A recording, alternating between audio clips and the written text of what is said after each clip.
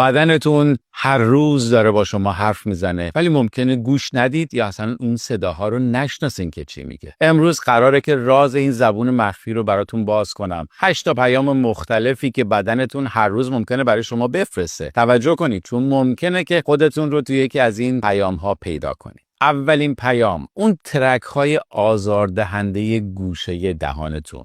بدن اونجا داره فریاد میزنه که من آهن، روی یا ویتامین B رو کم دارم. از هر 10 نفری که این مشکل رو داره 9 نفرشون به دلیل تغذیه نادرسته. دومین پیام، ناخونهاتون مثل چوب کبریت خط خط شده. اینجا بدن داره فریاد میکنه آهن، بیوتین یا روی ندارم. سومین پیام، هی دنبال نمک میگردین و دلتون یه چیز شور میخواید و نمیدونید چرا. این التماسی که بدن میکنه به خاطر سدیم و نمک‌های معدنی که نیاز داره. چهارمین پیام، انگشتای پاهاتون بی‌حس میشه. این صدای کمک بدنتونه که فریاد میزنه ویتامین B1 ندارم. فقط نوع خاصش هم میخواد که بنفوتیامینه و اونه که فقط جواب میده. پنجمین پیام، عضلاتتون مثل برق گرفتگی دچار پرش میشه. این مال چیه؟ منیزیم ندارم، کلسیمم زیاده. این فریاد بدنتونه. ششمین پیام، پشت بازوهاتون یا پشت رونتون مثل پوست مرغ دوندون میشه. این فریاد بی صدای بدن برای ویتامین آ. و هفتمین پیام، سرفه‌ای که هیچ دارویی بهش جواب نمیده چون احتمالاً بدنتون کلسیم میخواد. هشتمین پیام، هر هفته یه بیماری جدید میگیرید. بدنتون داره التماس میکنه که من ویتامین D